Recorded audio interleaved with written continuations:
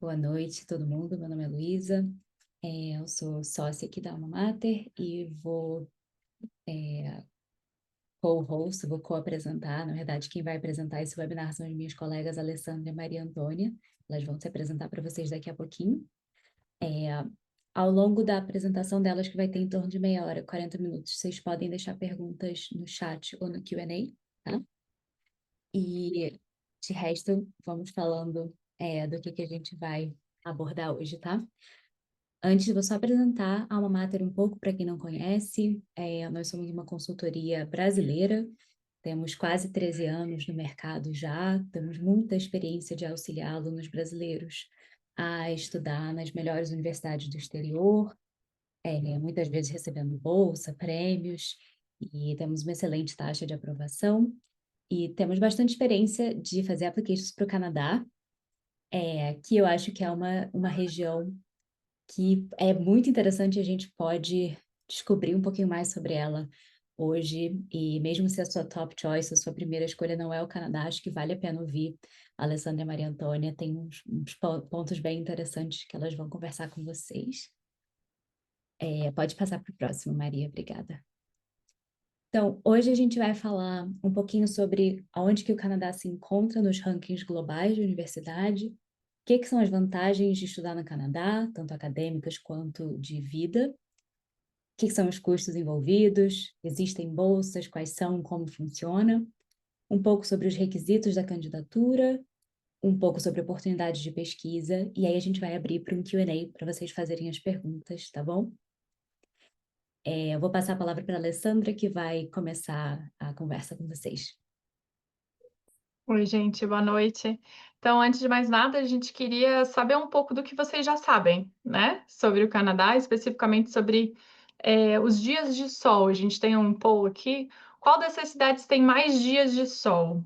Então, a gente sabe um pouco sobre o clima do país, mas vamos ver o quanto aí vocês conhecem das cidades. A gente Podem vai dar uns responder. segundinhos para vocês votarem, tá? E daqui a alguns segundos eu vou fechar o poll e vou revelar o que vocês votaram para a gente falar rapidinho. Isso é só para a gente começar, get the ball rolling, começar a falar sobre o Canadá. Confesso que eu não sabia sobre esse fato quando a Alessandra e a Maria Antônia trouxeram ele para mim, então achei bem interessante. Estou vendo aqui que vocês todos votaram, então vou finalizar o poll e mostrar os resultados. Ok. Tá uma corrida entre Curitiba e Montreal. Alessandra, Maria Antônia, o que vocês acham?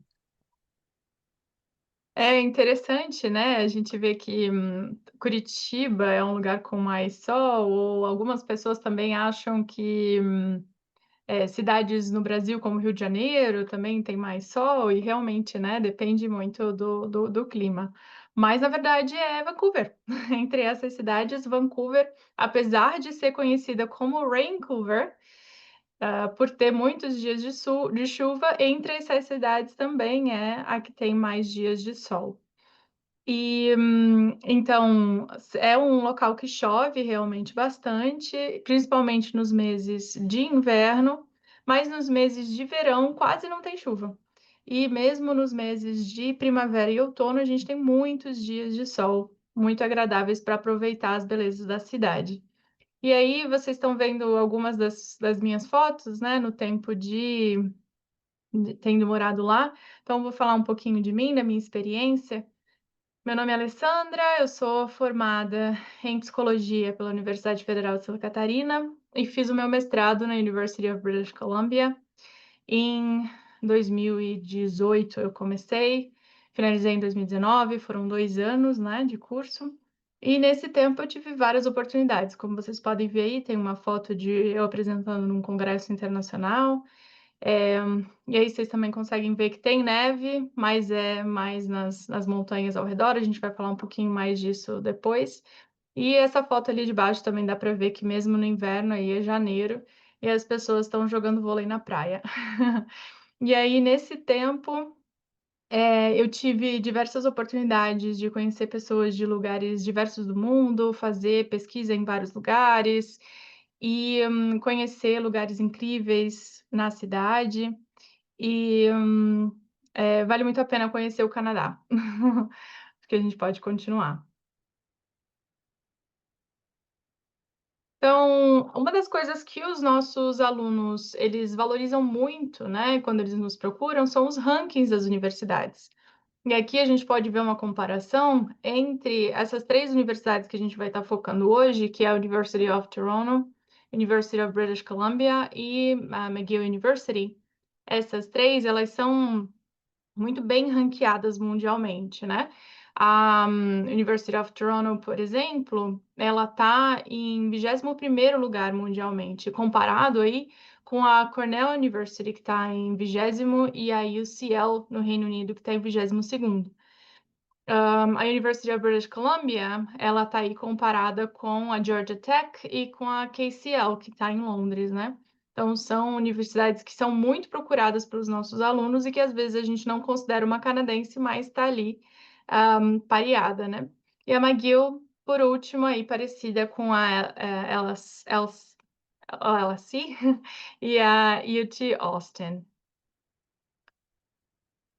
E aqui a gente consegue ver outras universidades no Canadá, além dessas 3, né, que são, muito reconhecidas, mas apesar de elas não estarem tão altas no ranking, elas também têm as suas particularidades, né. Então, por exemplo, eu vou comentar de 3, mas cada uma tem muitos cursos interessantes. Então, a University of Waterloo, em Ontário, ela é muito forte em engenharia, ciência da computação, matemática e tecnologia. Ela é conhecida como a MIT canadense, pelo seu foco em inovação. Então, essa universidade especificamente, ela tem o maior programa de estágios remunerados do mundo inteiro.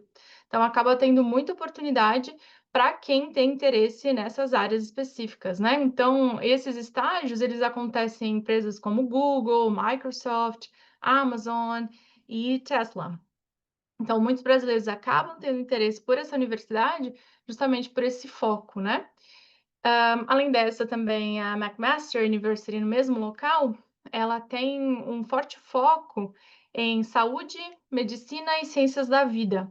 E, inclusive, foi lá que nasceu a aprendizagem baseada em problemas, que é o Problem Based Learning, que é muito usado nas faculdades de medicina pelo mundo inteiro. E, então ela é muito respeitada nessa área, né, quem se forma lá consegue, muitas coisas depois na carreira, muitas oportunidades. E por fim, a University of Alberta, que também é forte em engenharia, mas mais especificamente em engenharia do petróleo e as ciências ambientais. Inclusive, o curso de engenharia de petróleo, ele está no top 5 global, no ranking global. E, além disso, essa universidade também tem um polo de pesquisa em inteligência artificial, que chama Alberta Machine Intelligence Institute. Então, para quem tem interesse em inteligência artificial e energia de petróleo, pode ser uma ótima oportunidade. Obrigada, Lê, e boa noite a todos. Para quem não me conhece, eu sou a Maria Antônia. E um pouquinho sobre mim é que eu fiz o ensino médio em São Paulo, e aí no meu último ano do ensino médio eu acabei aplicando para algumas faculdades no Canadá, e durante esse processo eu acabei escolhendo ir para McGill University, que é uma faculdade em Montreal. E na McGill eu fiz o meu curso de graduação, que foi um curso de 4 anos. Eu fui para lá em 2017 e eu acabei me formando em psicologia e sociologia. Agora, antes de escolher ir para McGill, eu já tinha morado 6 anos no Canadá, então eu morei lá entre os 6 aos 13 anos, e eu acabei amando a cultura canadense, eu amei a minha experiência morando no Canadá, e eu já sabia que talvez no futuro eu iria querer voltar para lá para fazer a faculdade. Agora, o que realmente levou a essa decisão foi que desde muito cedo eu já tinha reconhecido as vantagens de estudar no Canadá. E a gente pode ver que uma das maiores vantagens de estudar no Canadá é a questão da diversidade. Então, quando eu morei lá, começando na McGill, no meu primeiro ano, eu morei com uma menina do Líbano. Nos próximos 4 anos, eu morei com uma menina da Turquia, que acabou virando uma das minhas melhores amigas. E também, ao longo dos meus anos morando em Montreal, eu acabei fazendo amigos da França, do Reino Unido, da África do Sul. dos Estados Unidos, também no Canadá e também outros brasileiros. Então, eu acho que para um aluno internacional, o Canadá é uma opção muito legal, porque ele nunca vai se sentir sozinho e ele também acaba podendo aprender sobre outras culturas, outros países pelas amizades, né? Então, é muito interessante. E também outra grande vantagem é a questão do custo. Então, a gente sabe que no Canadá, para curso de graduação e também pós-graduação, os alunos acabam tendo preços mais acessíveis do que, por exemplo, nos Estados Unidos ou até o Reino Unido, onde o preço pode ser um pouco mais elevado. A gente também vai falar um pouquinho mais sobre o custo no próximo slide, mas isso acaba sendo uma grande vantagem. E por último, também a gente tem a vantagem do trabalho e dos alunos conseguirem um emprego depois dos estudos. Então, uma coisa muito interessante e muito legal do Canadá é que se um aluno conseguir um diploma de uma faculdade canadense, ele pode usar esse diploma para aplicar para um Postgraduate Work Permit. E isso vai dar para o aluno 3 anos, onde ele pode trabalhar legalmente no Canadá após a conclusão da faculdade. Então, o aluno pode ir para o Canadá, ficar 4 anos fazendo um curso de graduação, depois aplicar para esse Work Permit e ficar mais 3 anos conseguindo experiência de uma companhia internacional no Canadá, que é algo muito legal. Então, o aluno pode ter um futuro além dos estudos no Canadá. A gente viu também que em 2023, 89% dos alunos internacionais que ficaram no Canadá estavam empregados e que também 30% desses alunos acabaram virando residentes permanentes. Então, para alguém que realmente quer ter um futuro no Canadá, acaba sendo um país muito legal e com muitas opções. E aqui também a gente consegue ver uma comparação dos custos. Então, a gente criou uma tabela, a gente botou os programas de business como uma referência, e a gente está comparando 4 universidades no Canadá, então a University of Toronto, a University of British Columbia, a McGill e a University of Alberta, com uma nos Estados Unidos, que é a Columbia, que é muito reconhecida e muitos alunos gostam, e também a King's College London, que é no Reino Unido. Agora, quando a gente olha essa tabela, a gente consegue ver que para o Canadá, para um curso de graduação, o aluno vai gastar mais ou menos 30 mil a 50 mil dólares por ano, em comparação com, por exemplo, nos Estados Unidos, na Colômbia, ele iria estar gastando 70 mil por ano. Então, a gente já vê que o custo é mais acessível. A gente também tem o custo da moradia, né? Então, se a gente olhar, por exemplo, a University of Alberta, por ano, o aluno vai estar pagando um tuition que é 30 mil por ano. Então, de novo, já é um preço mais acessível. Quando a gente olha o preço da moradia do aluno que vai ficar na University of Alberta, ele vai estar gastando mais ou menos metade do preço que ele iria ter que gastar em, por exemplo, no King's College London, tá? Então, a gente vê que os programas no Canadá oferecem preços bem acessíveis para as famílias, para os alunos que querem estudar fora, mas querem ter isso em mente.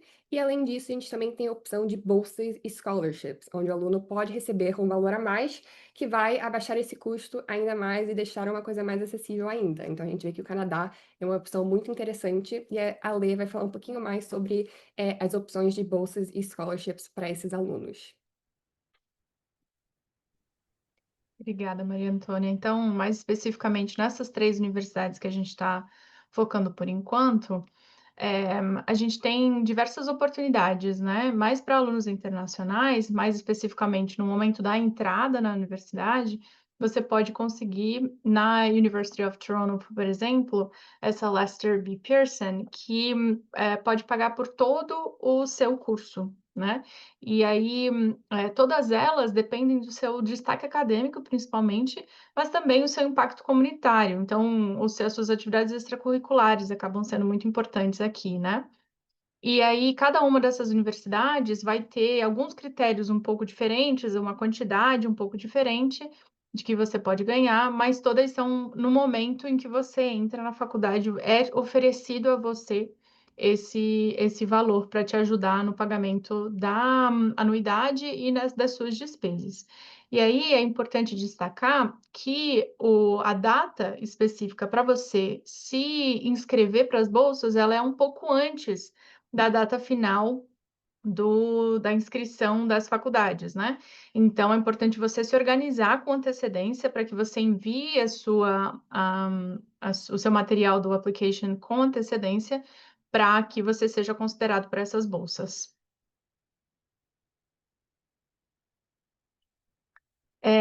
E além das bolsas de graduação, nós também temos muitas oportunidades de bolsa de pós-graduação. Então, quem tiver interesse em bolsas de mestrado, bolsas de doutorado, o Canadá tem diversas opções.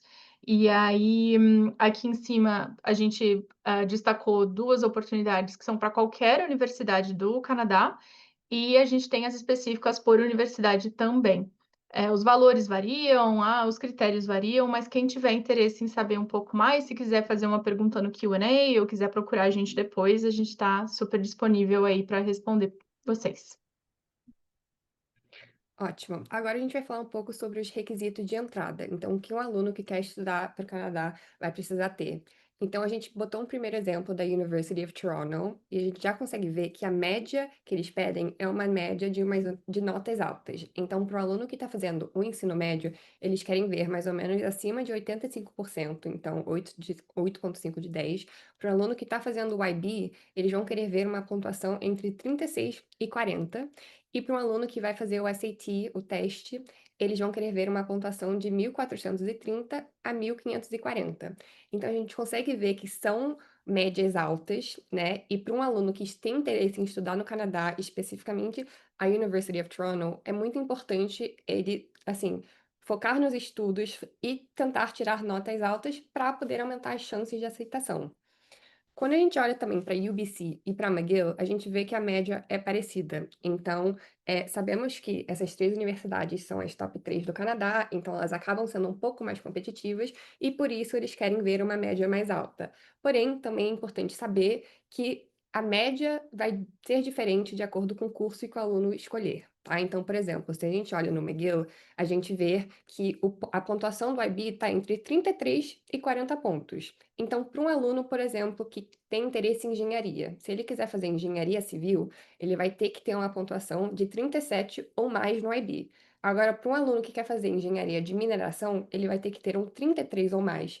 Então, a gente vê que mesmo dentro de um curso de engenharia, as médias são diferentes. Então, algo que a gente sempre faz com os alunos é a gente olha como que está a média atual deles, a gente compara com o tipo de curso que ele quer fazer, a gente vê se está alinhado. Também, se um aluno tem interesse em estudar no Canadá, mas a média dele não é tão alta ou está um pouco para baixo, a gente consegue, claro, olhar outras faculdades no Canadá que são ótimas, que vão estar mais alinhadas com essa média acadêmica do aluno.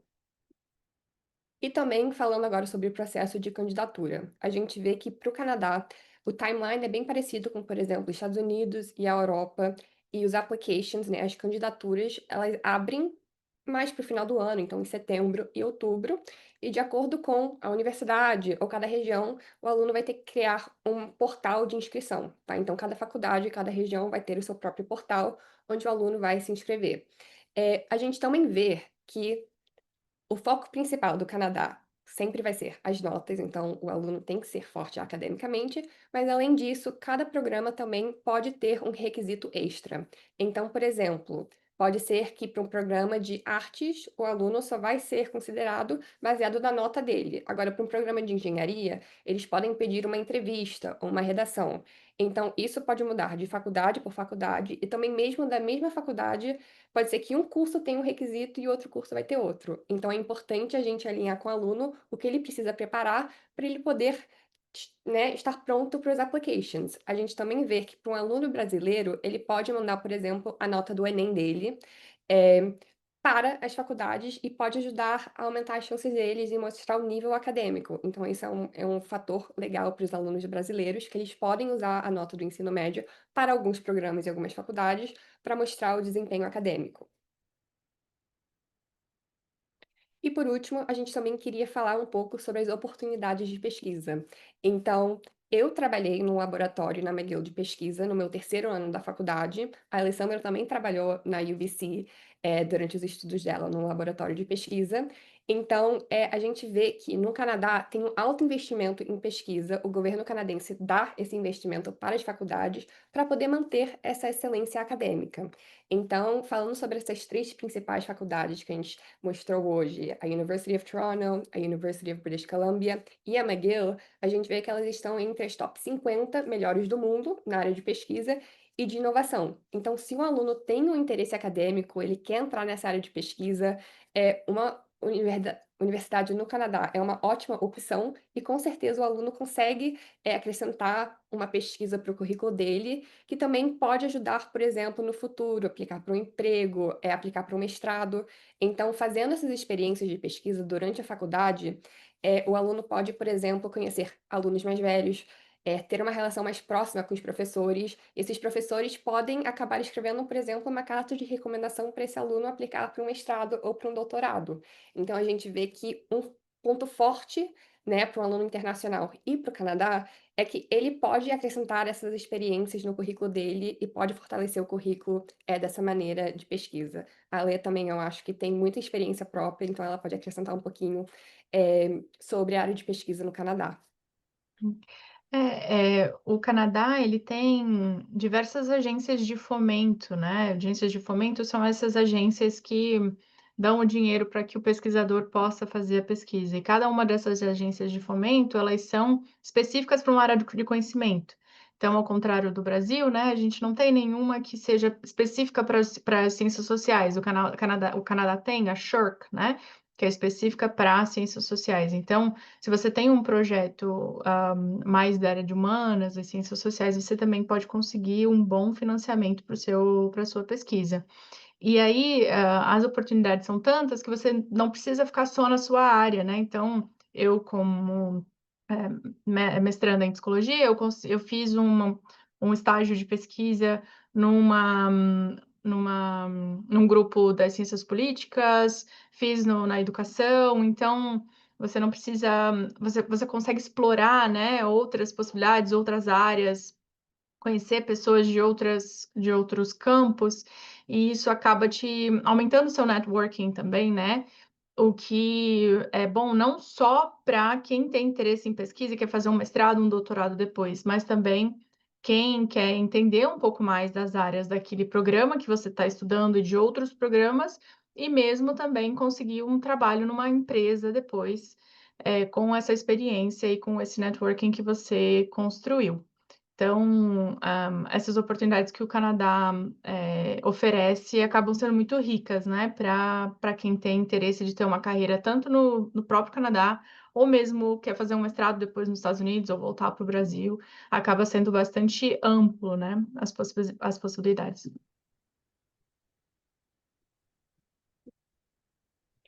E por último, a gente vai falar um pouquinho sobre as cidades. Então, a University of Toronto é em Toronto, e a gente pode comparar Toronto com umas cidades grandes, como, por exemplo, Nova York, Boston, Chicago.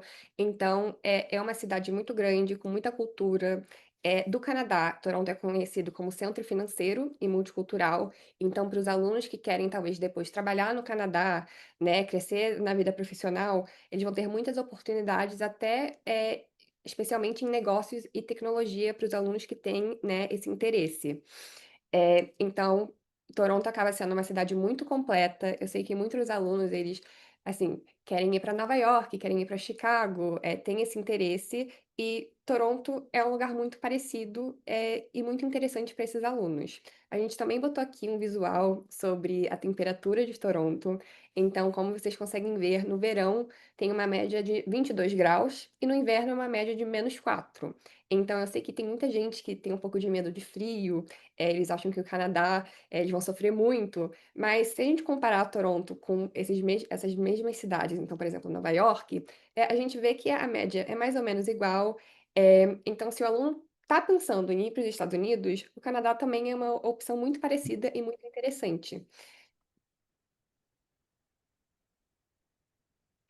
Vancouver é uma cidade também muito completa, com muita cultura, mas a gente vê que é uma cidade para os alunos que realmente querem ter uma vida no ar livre. Então, Vancouver tem muitas praias, tem muitas trilhas, então, especialmente para os alunos, por exemplo, do Rio, que gostam, de ir para o mar, gostam de pegar sol, Vancouver é um lugar muito legal para eles. Vancouver tem um foco muito grande em inovação no meio ambiente, e tem uma qualidade de vida muito alta. Então, para um aluno que tem um interesse, por exemplo, em trabalhar na área do meio ambiente, Vancouver seria interessante. E, como a gente disse, o clima e o estilo é realmente viver no ar livre. E também, como a gente consegue ver, Vancouver E no Canadá é uma das cidades menos frias, tá? Então, para os alunos que querem ir para o Canadá, mas não querem sofrer com frio, Vancouver é uma ótima opção. Eu acho que a Alessandra pode até falar um pouquinho mais sobre o que ela acha disso. Uhum. Alguns comentários gerais e algumas curiosidades que eu quero compartilhar. Uma é que nessa questão do meio ambiente, de ser uma cidade sustentável, foi lá que nasceu o Greenpeace, em 1971. Então, é uma cidade que reflete muito essa coisa do sustentável, né? A separação de lixo, por exemplo, é algo que acontece de uma forma muito minuciosa em todas as casas, todos os prédios, todas as universidades. A gente acaba aprendendo muito sobre isso em qualquer contexto que você vá, qualquer tipo de festa, ou feira ao ar livre que se tenha, tem uma preocupação com essas questões de sustentabilidade. Então, é uma cidade muito interessante para quem tem esse interesse, né? Além disso, a Maria falou também de qualidade de vida, né? Vancouver é eleita entre as 10 cidades melhores do mundo para se viver por causa da sua qualidade de vida todos os anos. Então, essa também é outra questão interessante para se pensar, né? Quando a gente pensa em uma cidade para se viver. Isso tem muito a ver com tudo isso que a Marília estava falando, né? Lugares para você fazer exercício ao ar livre, inclusive o Stanley Park, que é esse da fotinho de baixo na direita, ele é maior que o Central Park em Nova York, né? Então acaba tendo também muito espaço para as pessoas fazerem atividades, para as pessoas terem encontros, né, comunitários, enfim. Eu lembro de um passeio que eu estava fazendo e eu vi um primeiro drum circle da minha vida, que as pessoas estavam lá tocando seus tambores e dançando no meio da praça. Foi muito interessante. Além disso, tem comunidades enormes de várias nacionalidades, né? Então, mais de 50% da população, se a gente for contar as cidades ao redor, tem asiáticos, europeus, latino-americanos. Inclusive, tem uma comunidade brasileira muito ativa, né? Eu sempre conseguia ver o pão de queijo quando dava vontade. E além disso, de vez em quando você vai Importante o pão de esbarrar queijo. com Desculpa. quem vive sem, né, Luísa? E você vai esbarrar de vez em quando com alguma filmagem de algum filme ou seriado que você gosta, porque Vancouver é conhecida como a Hollywood do Norte, né? Então, seriados, filmes, são muitos, a maioria é gravado lá. Eu consigo te dar alguns exemplos agora, tipo Deadpool, Twilight, Riverdale e muitos outros que a gente olha nas imagens, acha que é Nova York e, na verdade, foi gravado em Vancouver. Então, essas são algumas características aí da cidade. Sobre o tempo especificamente, né, o clima, não é uma cidade característica de neve. Tem muita neve ao redor, nas montanhas ao redor, mas pouco neva na cidade mesmo. Mais ou menos uma semana por ano, ali em fevereiro, dá um pouco de neve. Mas então, se você está com vontade de esquiar, você pega um ônibus ou aluga um carro, vai para uma montanha, faz o seu esqui, volta para casa sem neve para limpar na porta no outro dia para ir para a faculdade. E o verão é muito gostoso, né? Muito mais seco. Enfim, uma cidade muito gostosa de se viver. E a Maria morou em Montreal muito tempo, né? Então ela pode contar um pouco da experiência dela lá pra gente. Exato. Então, parecido com Vancouver e Toronto, Montreal também é uma cidade bem completa, com muita cultura. É, e é uma cidade bilíngue, então o Canadá tem duas línguas oficiais, o inglês e o francês, mas o estado de Quebec é onde a gente vê que tem mais essa influência do francês, né? Então, para um aluno, por exemplo, que quer estudar na McGill, você vai ter aulas em inglês, você vai ter o seu núcleo, né, tudo em inglês, mas aí você sai para a rua, você sai da universidade e todo mundo vai estar falando em francês. Então, isso é muito interessante para um aluno que gosta de línguas, ele pode estudar completamente em inglês, mas depois de 4 anos ele também vai estar fluente em uma segunda língua, que é o francês, só pela convivência, né, com as outras pessoas que falam francês pela cidade. Então, isso é muito legal de Montreal e também tem uma forte cultura europeia. Então, tem muito francês, né, da França que vão e estudam na McGill, nas universidades de Montreal, por ter essa questão da língua. Então, você acaba tendo muita troca, né, com essas pessoas de outros países, que acaba sendo muito legal e acrescenta na cultura de Montreal. A gente também sabe que Montreal é uma das cidades mais acessíveis, né, ou affordables, da América do Norte.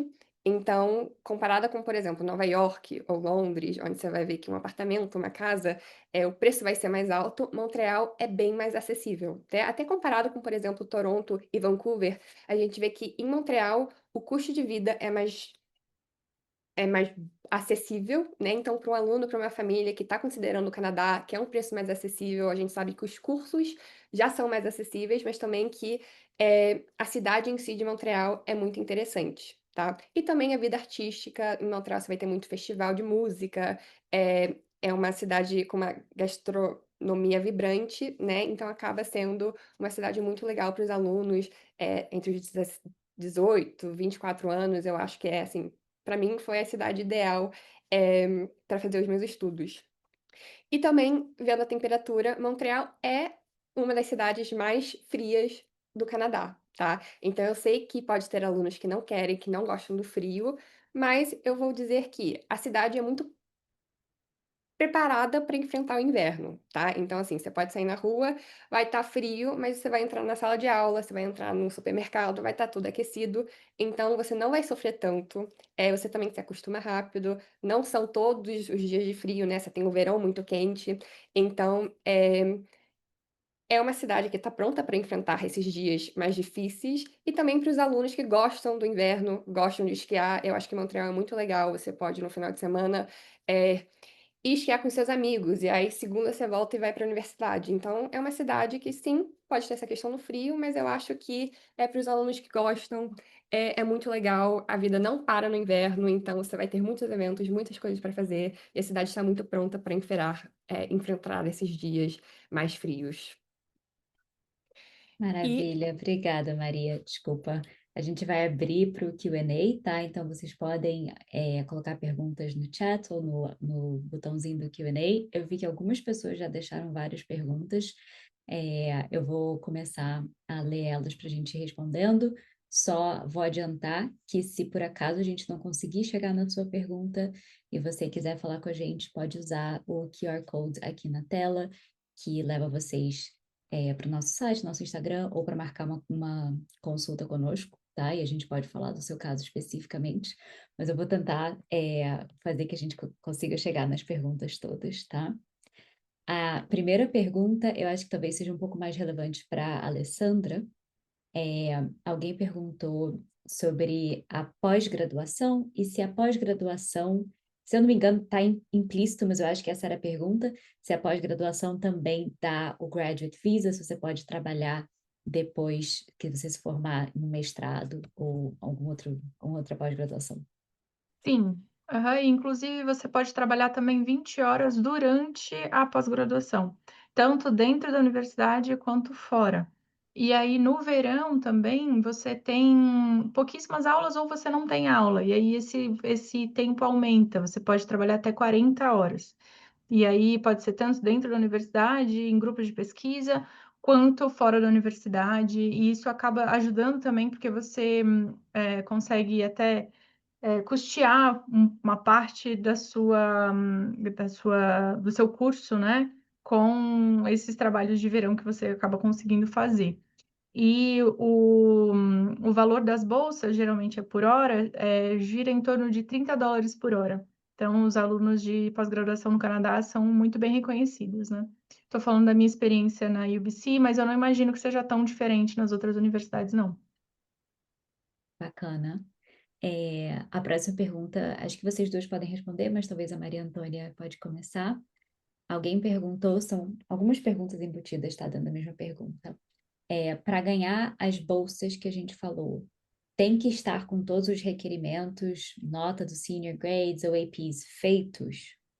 Eles dão resposta condicionais? Como funciona? E, por fim, para brasileiros de escolas que não têm esses requisitos, imagino os APs ou IB, ou também não, escolas que não ativamente te treinam para o SAT, como que funciona?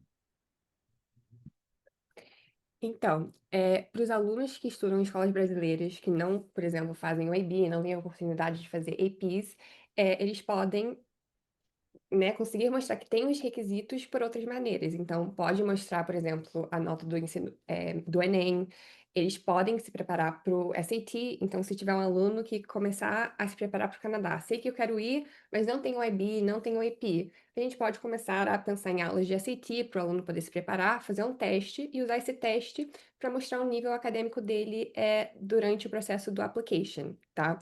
E também sobre essa pergunta, a parte da pergunta. Se você não tiver terminado o ensino médio, você pode aplicar com as notas atuais, tá? E a universidade vai considerar isso na sua aceitação. A gente vê que normalmente, por exemplo, você está fazendo o IB, você ainda não fez a prova final, você vai aplicar com o seu predicted grades, né? E aí depois que você tiver a nota final, você vai mandar para a universidade, mas você vai ter uma resposta antes de ter feito a prova final. Então, mais ou menos, você pode aplicar antes de ter concluído tudo, né?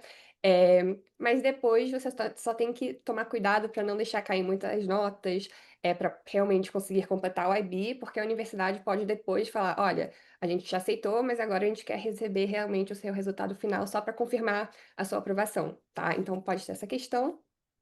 É, E tem alguma outra parte que eu não respondi, Luísa?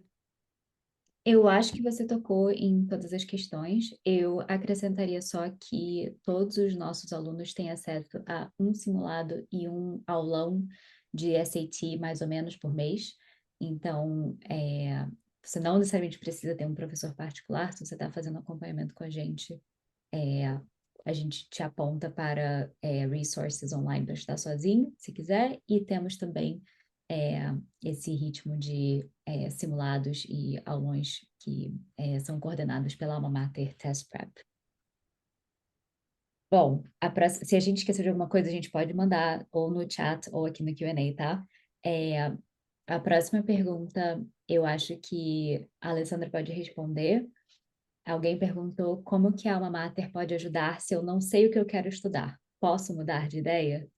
Uhum. A gente está oferecendo, inclusive, um serviço novo, né, que é justamente de orientação profissional de carreira. A gente já fazia esse trabalho de uma forma um pouco mais fluida, né, durante o nosso serviço de consultoria.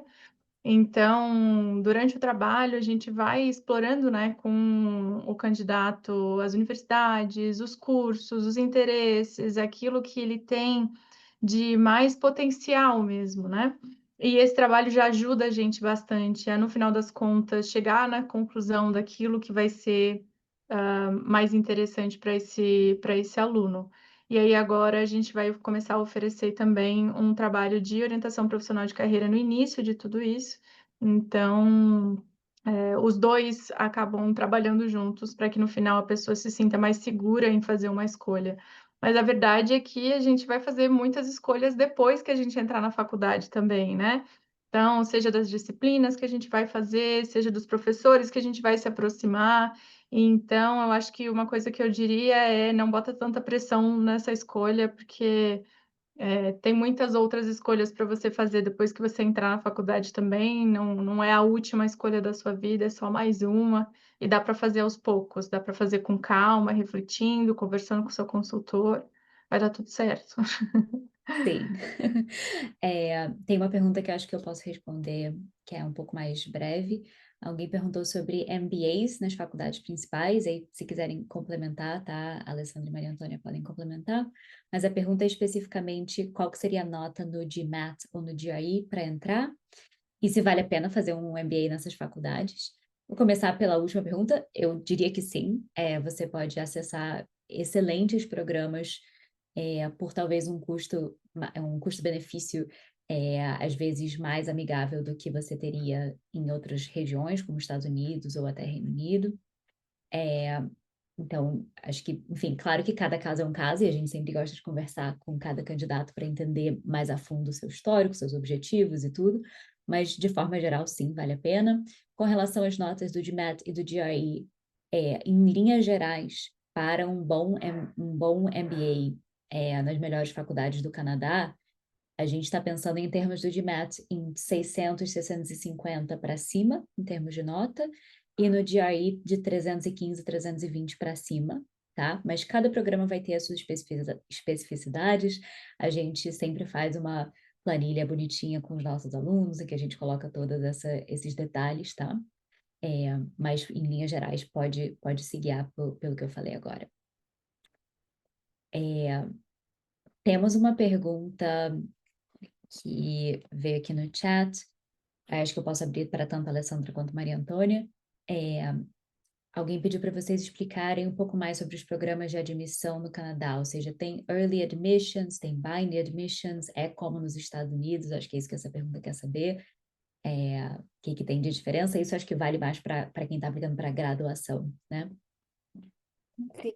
É diferente Desculpa, Maria, é diferente dos Estados Unidos, mas acho que a Maria que fez o application, que passou por esse processo, acho que vai ter mais detalhes, né, Maria? Então, o Canadá não oferece early decision, né? Então, não esse processo de você aplicar mais cedo e ter um binding contract, onde se você for aceito, você tem que ir. Então, o Canadá não oferece essa opção, é realmente só regular decision, mas às vezes alguns programas podem oferecer um deadline um pouco mais cedo, onde o aluno aplica mais cedo e recebe o resultado mais cedo, tá? Isso vai depender de acordo com cada faculdade. Iria funcionar mais ou menos como um early action, mas em questão de early admission, ou desculpa, early decision, não existe no Canadá, então não tem nenhum admissions process onde você vai estar, né, meio que assinando um contrato que seria um binding decision. Normalmente você aplica e recebe o resultado em um prazo, mas tem sim alguns cursos que você pode aplicar um pouquinho mais cedo, só para ter essa decisão um pouquinho mais cedo, mas nesse caso não é binding. Então, se você for aceito, você não precisa aceitar, se não precisa ir, você pode também considerar outras faculdades. E uma coisa que eu poderia adicionar, que foi uma coisa que a gente falou na apresentação, mas acho que talvez não tenha conectado tanto com esse assunto, são as bolsas, né? Então, para você ser considerado para as bolsas, você precisa aplicar nessa data que a Maria falou, um pouco mais cedo do que o deadline final. Obrigada, gente. Temos duas perguntas que eu vou meio que juntar, porque elas não são iguais, mas acho que dá para responder junto. E acho que eu posso começar respondendo e vocês podem acrescentar alguma coisa se quiserem. Uma é sobre o curso de Global Engineering da McGill. A pessoa perguntou se a gente tem algum aluno lá, se a gente tem referência da qualidade do curso de Global Engineering na McGill. E tem uma pergunta também sobre o British Columbia Institute of Technology, se ele é prestigioso, se a gente compararia ele com o Olin College of Engineering, com o INSPER. E aí, o primeiro eu vou dizer que eu não tenho memória se temos no momento algum aluno fazendo especificamente o Global Engineering na McGill, mas eu sei falar que é um excelente programa, ele tem essa a qualidade mais hands-on, mais prática, junto com a excelência acadêmica mais tradicional da França, que a gente tende a associar. E mesma coisa sobre o British Institute of Technology, ele é excelente, muito prestigioso. Não tem, assim, não tem de cabeça quais que são os rankings globais dele com relação ao Olin College of Engineering e ao INSPER, mas imagino que ele talvez regule mais com a Olin College of Engineering. Sei acrescentar talvez que, como o Global Engineering da McGill, o British Columbia Institute of Technology vai, em geral, ter um approach mais hands-on do que talvez o INSPER, que vai ter um viés um pouco mais tradicional, um pouco mais focado no acadêmico e na pesquisa. Não sei se as duas querem acrescentar, foram perguntas bem específicas.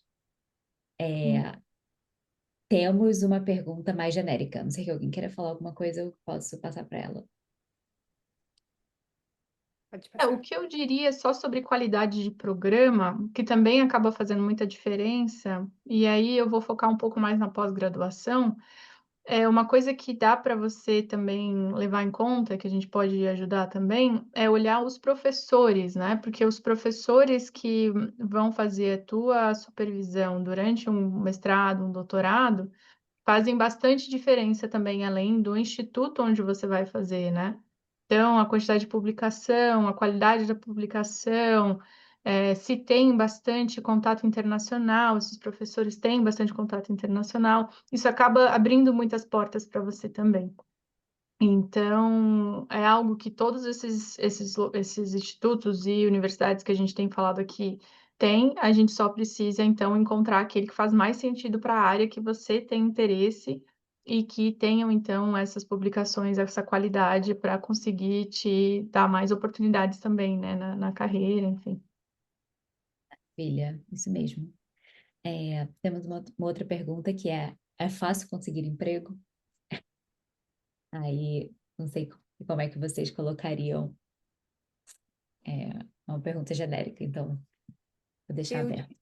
que, assim, vai depender muito do aluno, né? Então, uma coisa que vai destacar ele é se, por exemplo, durante a faculdade, ele conseguir manter um GPA mais alto, e também ele entrar em, por exemplo, oportunidade de pesquisa, buscar organizações na universidade para começar a agregar experiências no currículo, né? Então, pode ser um student organization, pode ser um club da universidade, pode ser trabalhar no laboratório da universidade. Então, essas coisas vai agregando o currículo e aí, na hora que você se formar e for aplicar, né, fazer o job hunt, claro, não é assim, não vou aplicar para o meu primeiro trabalho e conseguir. Pode ser, mas você pode ter um processo um pouco mais longo, mas uma coisa que vai te ajudar é ter essas experiências no seu currículo. E a gente vê que em muitas universidades do Canadá, parecido com, por exemplo, as dos Estados Unidos, a gente tem muitos clubs, student organizations, onde o aluno pode fazer, assim, estágio, ter experiência de liderança. Então, essas coisas ajudam, né, no processo de aplicar para um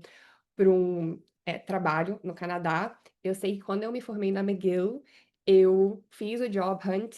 é, assim, uma experiência de pesquisa na McGill me ajudou bastante. Eu consegui falar sobre minha experiência, isso me ajudou na parte da entrevista. Eu tenho vários amigos que também continuaram ficando no Canadá. Tem até alguns que estão agora com né, o Permanent Residency, então eles viraram residentes permanentes no Canadá. O próximo passo é a cidadania.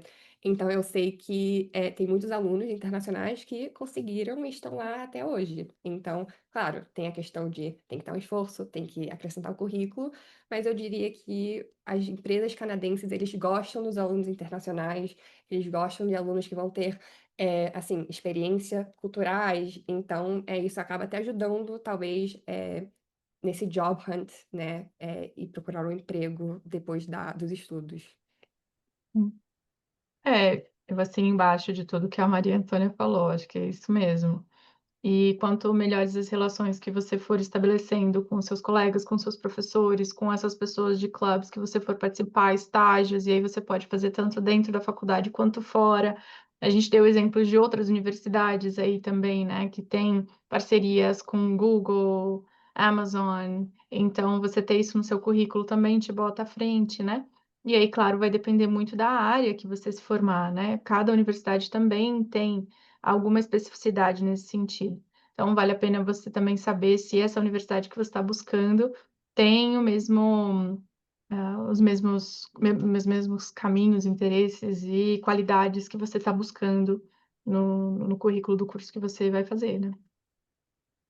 Ana, é, temos mais uma pergunta que é mais para o âmbito de pós-graduação e mestrado, que é para fazer um mestrado, como que o histórico na faculdade brasileira é comparado com o GPA no Canadá? É uma pergunta interessante. Alessandra, se você quiser começar a responder, eu posso contribuir e acrescentar um pouquinho depois. Ou se quiser, eu posso começar, porque eu tô com ela aberta aqui. Eu só estou tentando entender. Eu acho, bom, eu assumi, tá? Quem fez a pergunta, se quiser corrigir o que eu for falar, pode corrigir. Eu assumi que a pergunta era com relação às nossas notas na faculdade brasileira, que a gente tem um CR de 0 a 10, e o GPA do Canadá, que, salvo engano, segue um padrão mais estadunidense, né? O GPA do 0 a 4. Ah, tá. Tem Não, algumas formas de responder, eles pode têm começar. Ela. Eles têm critérios diferentes dependendo do país. Então, para a realidade brasileira, que é de 1 a 10, eles geralmente colocam em porcentagem. Então, se você tirar um 9, você tirou 90%. Se você tirar 9,5, você tirou 95%. E aí você pode olhar esses critérios e comparar com a sua nota nesse sentido da porcentagem. E aí também o Enem, se for para graduação, esse não foi para mestrado, né? Aí, se sendo para mestrado, aí você dependendo do curso, talvez tenha que fazer um GMAT, um GRE, que podem também acrescentar, né, para essa nota aí, é standardized, então você provavelmente teria que tirar, como a Luísa falou, 600 e alguma coisa, mas vai depender muito do curso, porque também tem mestrados muito diferentes no Canadá, né? Tem mestrados mais acadêmicos, mestrados mais profissionais, como é o caso de um MBA, mas nem sempre vai ser um MBA e pode ser profissional. Então, também tem que ver o tipo de mestrado que você está buscando fazer.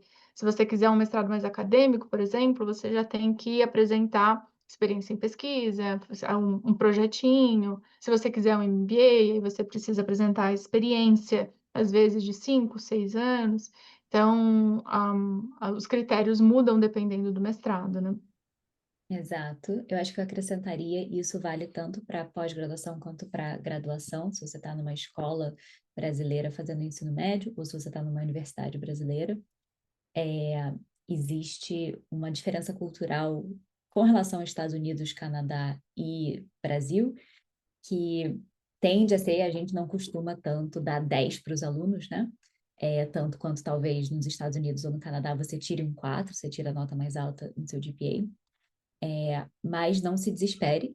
A maioria dos admissions officers, eles são especializados por região que o candidato está aplicando, então eles tendem a ter um pouco de contexto para essas diferenças culturais. E também, quando a gente está fazendo um application com o candidato, a gente sempre acha formas de contextualizar isso sempre que possível, seja por cartas de recomendação, seja nos essays, nas redações que a gente envia, ou seja, às vezes até dependendo da universidade, enviando informações sobre, às vezes o meu GPA, o meu CR pode ser 8, mas eu estou no top 5% da minha turma, né, que tem, sei lá, 300 alunos.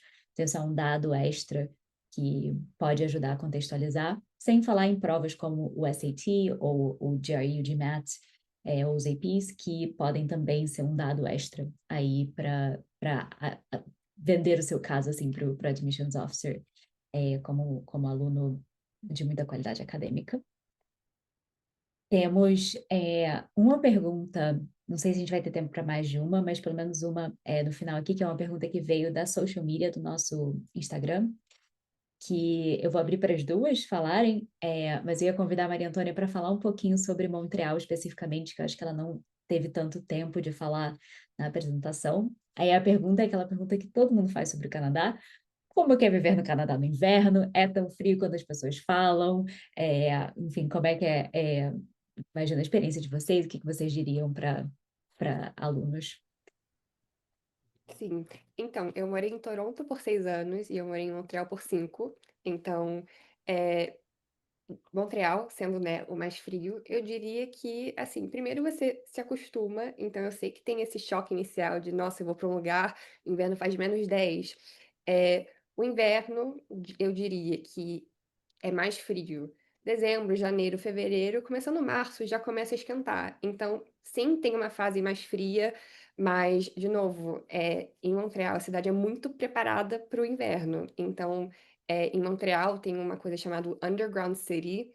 Então, praticamente, você consegue ir para o supermercado, para a farmácia, para a faculdade, para o metrô, sem nem sair de casa. Então, eu lembro que no primeiro prédio que eu morei, eu conseguia ir de escada rolante, descer e eu tinha acesso a tudo isso, porque tem realmente essa cidade underground, que está lá para o inverno. Então, o aluno consegue, assim, -10 graus, ele nem precisa botar um casaco, ele pode descer, pode ir para a farmácia, tá tudo bem, a cidade está muito preparada, né?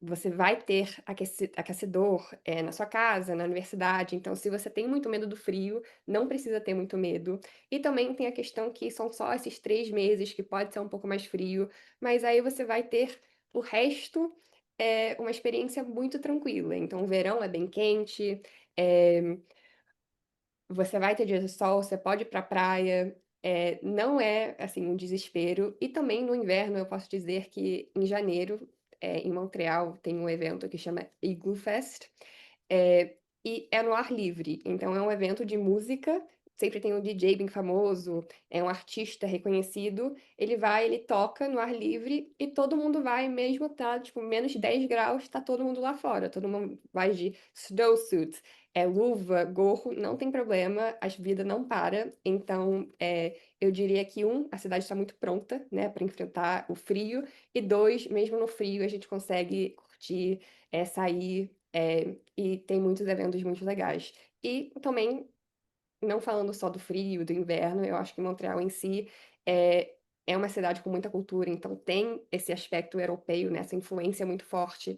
Então eu lembro que no meu primeiro ano da faculdade, 50% da minha residência eram alunos da França.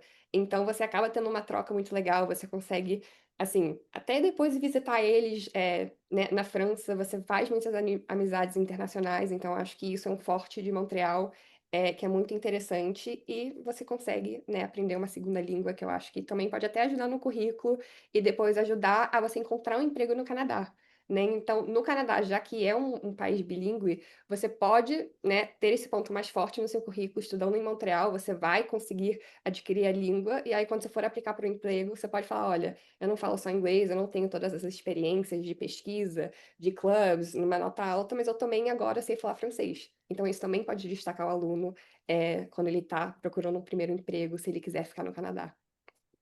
Eu adicionaria também, Maria, que apesar de não ter uma cidade embaixo da terra, em Vancouver ou em Toronto, é, as cidades são muito preparadas para o inverno, né? Então, a sua casa vai ter um sistema de aquecimento, o ônibus tem sistema de aquecimento, a universidade tem sistema de aquecimento. Então, o frio que você vai pegar é da porta da sua casa até a porta do ônibus, ou do seu carro, ou da forma como você for se locomover. E depois a mesma coisa, da porta do carro até um restaurante, a sala de aula, enfim. Então, as cidades são muito preparadas para isso, né? Então, o frio que você vai sentir lá é o mesmo calor que você sente, talvez, numa cidade como o Rio de Janeiro, que também todos os lugares que você entra tem ar-condicionado, né? Então, mas mais ainda, porque não tem nenhum lugar que não tenha sistema de aquecimento, né? Gostei da comparação ao Rio, porque eu pensei exatamente isso quando você falou no ônibus. Eu falei, gente, é o mesmo alívio quando você entra no ônibus no Rio de Janeiro, e no caso tem ar-condicionado, que não é sempre o caso, mas acho que isso vale a pena. Eu acrescentaria, não como alguém que morou no Canadá, mas como alguém que morou numa cidade bem fria, que é Londres. Você, de fato, tem uma diferença muito grande. Eu estou aqui em São Paulo, tem dias que fazem 5 graus ou um pouquinho menos, e tá 5 graus na minha casa, tá 5 graus no ônibus, tá 5 graus na rua, tá 5 graus em todos os lugares, e tem uma sensação de frio meio constante, que eu nunca vivi em Londres. Então, às vezes, eu sinto que eu passo mais frio em São Paulo, porque tá frio em todos os lugares, do que eu passava em Londres, quando estava, às vezes, até nevando, porque é isso, eu chegava na minha casa estava aquecida, a sala de aula estava aquecida, todos os lugares que eu ia tinha esse conforto de não estar com tanto frio. E, enfim, acho que é isso. Para resumir, né? Se você considera estudar em Nova York, se você considera estudar em Boston, ou Londres, ou em outros lugares na Europa, acho que a gente às vezes tem essa misconception, essa ideia de que o Canadá é muito mais frio do que esses lugares, e não é necessariamente verdade. Inclusive, a gente viu que Vancouver tem mais dias de sol do que algumas cidades até no Brasil. Então, acho que é interessante desconstruir essa noção e saber também que a experiência do frio é um pouco diferente do que a experiência do frio quando a gente não tem uma cidade que é organizada para o frio, né? Então, tem uma diferença,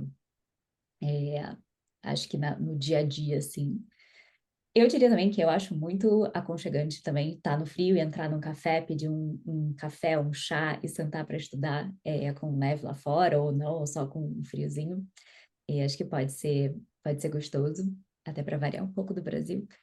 Se vocês moram no Rio, eu cresci no Rio, eu adorei quando eu cheguei em Londres, eu falei, oba, não tem mais aquele verão. Bom, meninas, querem fazer alguma última comentário antes da gente encerrar? A gente está no horário. Se quem está assistindo, se quiser, pode seguir a gente no Instagram ou nos mandar mensagem aqui pelo QR Code, pelo e-mail, pelo WhatsApp, como preferir. A gente pode conversar mais a fundo. Mas acho que é isso. Não sei se vocês querem terminar por aqui ou querem acrescentar alguma coisa. Só vou acrescentar que, assim, se você tiver um bom casaco de neve, você não vai sofrer. Porque eu lembro que às vezes eu até saía -10, -15 graus com meu casaco de neve e eu passava calor. Então, assim, a primeira coisa que você vai fazer quando você chegar no Canadá é fazer essa compra. Não vai ter problema.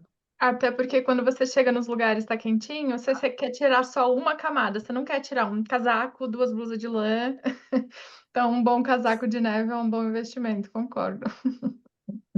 Eu quero só Maravilha. agradecer a atenção, né, das pessoas que ficaram com a gente até agora, que assistiram esse webinar. Foi legal trocar com vocês. Obrigada para quem fez perguntas. Se tiverem outras perguntas, né, estão disponível aí para responder outras perguntas pelo Instagram, pelo... Super. Exato. Obrigada, Alessandra. Obrigada, Maria Antônia, que vocês passaram esse tempo aqui conosco. Obrigada a todo mundo que assistiu. Uma boa noite e nos vemos na próxima. Tchau, tchau. Boa noite, obrigada. Tchau, gente.